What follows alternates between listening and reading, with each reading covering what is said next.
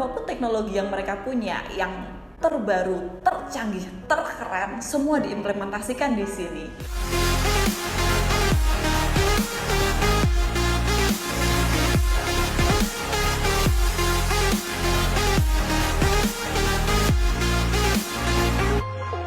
Hai, ketemu lagi dengan Dipsy di channel YouTube aku, Dian Dipsy. Kita akan ngebahas soal lari.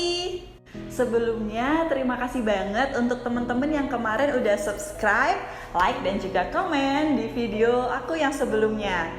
Nah, makasih juga untuk Pak Eko yang udah komen dan ngasih semangat. Baik, semoga tetap konsisten, jadi aku bisa latihan, bisa ikut event STR di tahun depan yang 13K.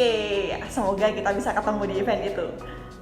Saat kita mau mulai lari, alat bantu utama yang pastinya akan ditanyain sama teman-teman, yang akan dibahas itu pasti ada satu, yaitu sepatu lari. Nah, sepatu lari sendiri itu jenisnya banyak banget ternyata. Jadi kemarin aku sempat kepo-kepo ya waktu mau nyari sepatu lari yang cocok buat aku. Ternyata jenisnya banyak, rentang harganya jauh, bentuknya beda-beda, dan ternyata aku baru tahu penggunaannya pun juga berbeda. Jadi penasaran kayak apa ya yang cocok buat aku. Secara umum, sepatu lari itu ada 4 jenis. Nah, ini kita nggak ngomongin sepatu yang untuk kebutuhan khusus ya, kita ngomongin yang umum-umum aja. Nah, yang pertama itu adalah sepatu daily trainer. Sepatu daily trainer ini sepatu yang serba bisa, buat apa aja bisa. Apapun kebutuhannya, mau lari santai bisa, mau agak ngebut-ngebut dikit bisa, mau jarak jauh juga bisa, apapun bisa. Kekurangannya apa? Kekurangannya ya karena dia statnya itu rata ya. Jadi kalau misalnya kita punya kebutuhan latihan yang khusus, ya dia nggak optimal, cuma gitu aja. Tapi kalau untuk keseharian dia oke banget. Selain itu, biasanya sepatu daily trainer ini punya durability yang bagus, jadi lebih awet, soalnya juga biasanya lebih tebel gitu. Jadi sepatu ini yang oke banget dan harus semua orang punya. Contohnya apa sih sepatu daily trainer? Kita sebutin dari brand-brand yang mungkin banyak orang kenal ya. Yang pertama Nike itu punya Pegasus. Pegasus sendiri itu udah seri 38. Artinya apa? Artinya dia udah 38 generasi diproduksi. Ya udah kebayangkan, berarti memang dari generasi ke generasi itu udah proven banget. Kemudian untuk Asics misalnya ya, Asics dia ada Nova Blast. Kemudian yang ketiga itu ada Hoka Clifton. Itu juga merupakan favorit daily trainer. Gak cuma merek itu aja sih, sebenarnya brand-brand lain pun pasti juga ngeluarin kok yang seri-seri ini. Jadi kamu tinggal cari tahu aja kategori apa sih yang di merek-merek itu yang mereka punya untuk daily trainer gitu. Kemudian yang kedua adalah sepatu tempo. Nah, sepatu tempo ini adalah sepatu yang didesain untuk berlari fast. Seperti halnya ya, sesuatu yang related dengan kecepatan itu biasanya ringan. Begitu juga dengan sepatu tempo. Sepatu tempo ini biasanya dia ringan, sangat ringan. Dan geometrinya mendukung tubuh supaya dia bisa berlari dengan lebih cepat. Ini cocok banget dipakai kalau kita punya menu-menu yang memang butuh cepat, misalnya kayak interval gitu. Nah, meskipun dia bisa dipakai untuk berlari dengan lebih cepat, dia juga punya kekurangan, yaitu dia punya support yang tidak sebagus sepatu yang lain. Nah, ini bahaya kalau misalnya kita pakai untuk jarak yang jauh sedangkan kita belum terlatih. Nah, itu bisa rawan cedera. Nah, makanya sepatu ini biasanya disarankan untuk jarak yang lebih pendek. Contoh-contoh sepatu yang dipakai untuk latihan tempo adalah Nike Tempo Next Percent. Kemudian untuk Adidas ada Adidas Adizero Adios 6. Dan untuk New Balance ada New Balance Fuel Cell Rebel 2. Merek lain ada juga. Pastinya cari tahu di merek favoritmu ada sepatu tempo jenis apa. Kategori yang ketiga adalah racing shoes. Seperti yang kita tahu, namanya racing shoes itu adalah top of the tops dari pabrikan sepatu. Apapun teknologi yang mereka punya, yang terbaru, tercanggih, terkeren, semua diimplementasikan di sini. Mulai dari midsole yang paling premium, kemudian outsole yang paling keren, upper yang paling mutakhir, semua ditaruh di sini. Kenapa? Karena tujuannya untuk kompetisi. Dan untuk pembuatannya pun mereka melibatkan atlet-atlet profesional saat melakukan riset membuat sepatu ini. Sepatu ini biasanya yang dipakai untuk ajang pamernya para pabrikan sepatu itu untuk mengklaim bahwa dia adalah produk terbaik dalam membuat sepatu lari. Contohnya apa aja?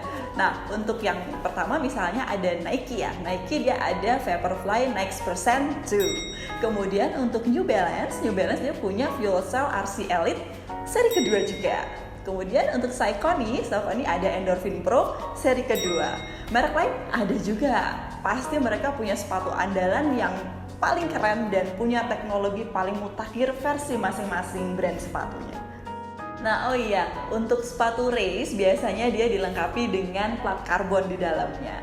Fungsinya adalah supaya pelari bisa mempertahankan racing pace-nya dalam jarak yang jauh, misalnya untuk maraton gitu. Nah, cuman kekurangannya adalah sepatu ini nggak disarankan untuk dipakai sehari-hari, dipakai untuk daily gitu nggak disaranin. Selain dia juga nggak sedurable sepatu daily trainer, ini juga rawan cedera gitu kalau dipakai untuk keseharian. Ibaratnya nggak mau pakai mobil balap untuk sehari-hari kan. Kemudian yang keempat adalah sepatu untuk easy. Nah, sepatu easy ini adalah sepatu yang dipakai untuk lari santuy. Jadi larinya nggak cepet-cepet, kita menikmati every stepnya. Nah, cuma biasanya dipakai untuk jarak yang jauh. Nah, dipakai kalau misalnya kita pengen latihan yang agak jauhan, misalnya dari 5K pengen latihan 10K, dari 10K pengen latihan HM, dari HM pengen latihan full maraton. Nah, kenapa sepatu ini cocok dipakai untuk lari lebih jauh? Karena dia punya bantalan yang empuk, jadi dia bisa meredam hentakan tubuh kita dengan lebih baik. Minusnya apa? Minusnya sepatu ini biasanya berat dan nggak responsif. Jadi kalau misalnya mau dipakai untuk latihan yang lebih up pace itu nggak bagus gitu. Nah, contohnya apa sepatu-sepatu yang dipakai untuk easy? Yang pertama itu ada Adidas Ultra Boost. Ini udah legend banget ya, udah generasi ke-21. Kemudian yang kedua ada Hoka Bondi 7. Ini juga favoritnya banyak orang. Dan yang ketiga ada Brooks Glycerin 19. Sudah 19 generasi juga, jadi udah proven banget. Merek lain ada juga. Di luar 4 jenis sepatu tadi, ada sepatu jenis lain yang digunakan untuk kebutuhan khusus. Misalnya sepatu trail run yang dipakai untuk medan off-road seperti STR kemarin, atau sepatu stability yang digunakan untuk kaki-kaki yang berkebutuhan khusus. Misalnya yang dia bengkok gini ya, pronation gitu. Nah, itu akan kita bahas di lain kesempatan.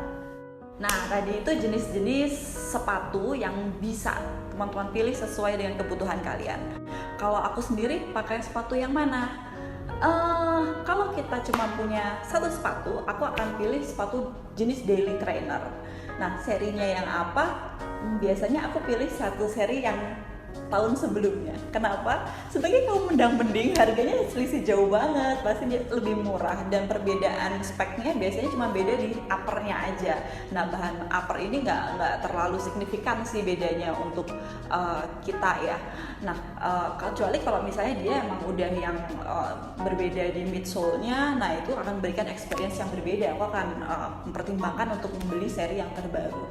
Tapi kalau misalnya untuk yang biasa dia cuman nggak ada perbedaan signifikan, hanya beda di uppernya aja, aku akan pilih seri yang sebelumnya.